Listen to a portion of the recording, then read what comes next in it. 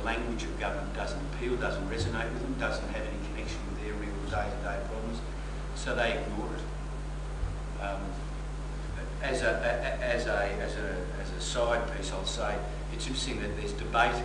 There's been a debate in America. One of the problems of American democracy, some people, certainly Americans, would argue that theirs is the greatest democracy, but they like to talk things up. One of the problems for American democracy is that it increasingly has disenfranchised at least a quarter of the population. Basically, the poor and marginalised in the US don't vote. They don't vote. They don't see any of the political parties representing them, and they can't be bothered. And interestingly, one of the things that Howard is certainly interested in doing in this country is doing the same, is removing the compulsory voting to nature. I think for fairly nefarious reasons, but anyway, you can make your own judgments. But what is true to say is that governments have increasingly come up with notions about community engagement and how difficult it is for them to do that.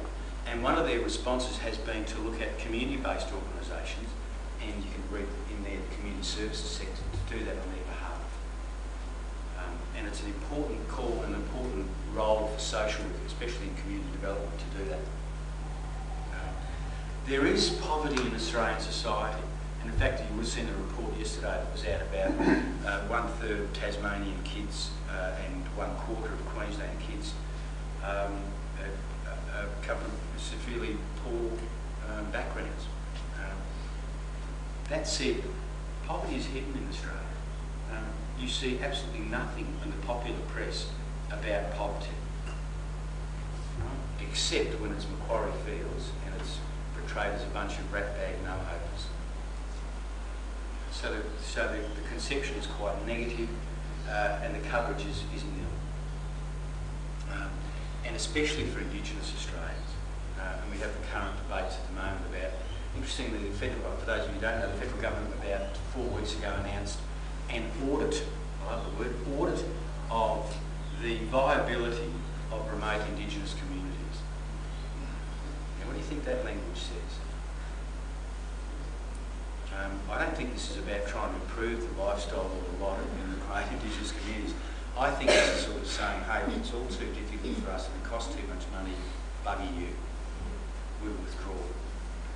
But we'll see. Maybe I'm wrong there. We've also seen, particularly under this government, but also governments of the left, we've seen increasingly social advantage, social and economic advantage, reframed as choice. So it's not about whether you don't have enough money.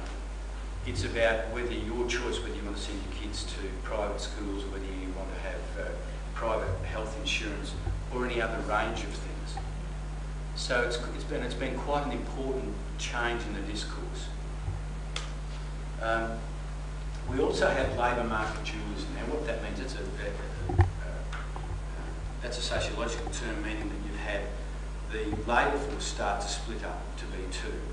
You have a decreasing, although it looks like it's stabilised in Australia, of full-time permanent work. And we've had a massively growing both part-time and casualised labour force, and for particular groups in the society. Now, of course, giving it to Howard all the time, aren't I? But there's such an easy target. That the Howard government, or the Howard line, would argue that in fact casualised labour suits a hell of a lot of people. Some of the people I know who work sort of 2 and 3 different jobs under a casualised thing just to keep their sort of head above water don't sort of reflect that to me. But there's been quite significant changes in this basis. And it's interesting, there's now been, one of the challenges to this stuff is actually economics writers. There's been a number of economics writers who are starting to say that we've gone too far with casualised labour. Yes, it might have made industry much more flexible in ability to, to go with the swings and roundabouts of change production needs and demand.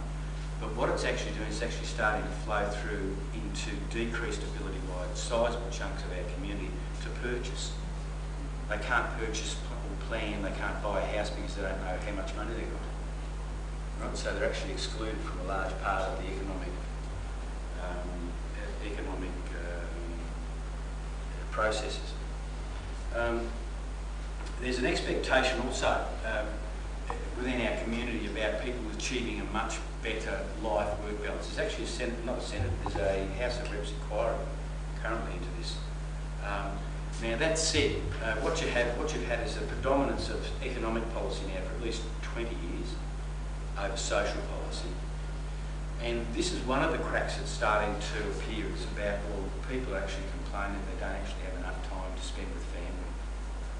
And that's quite a profound change. If you go back to the 50s and 60s, and probably even into the 70s, many people who had stable employment were able to spend, basically just spent their 8 hours at work and then went home, and spend a lot more time with family.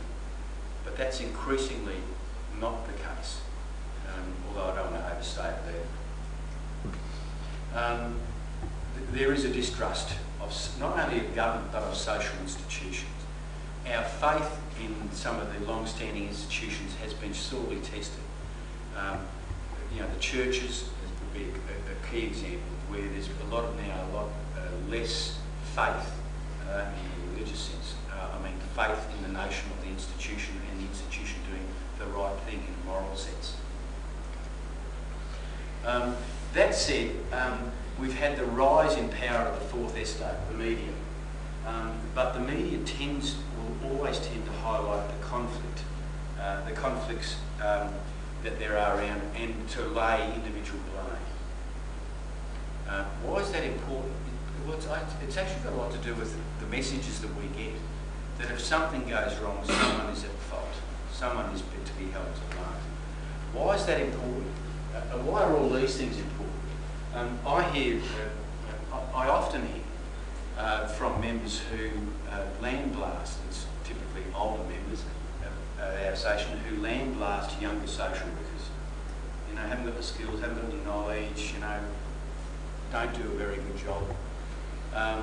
Or argue that, that they're really punitive. Well, why wouldn't they be? If you have a look at these sorts of broad factors, people who are now graduating at 21, 22, 23 or 25, that's the era they've been brought up in. It's our society, our community. They have, of course, adopted the predominant values, and they're the ones that I've been putting up. And I must admit, I don't agree that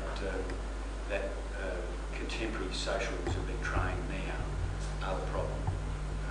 So I'll just say that. Here you'll see Howard over there with the remote Indigenous community saying, help yourself. And of course here he is with the magnificent property boom in the Australian capital city saying, help yourself. Message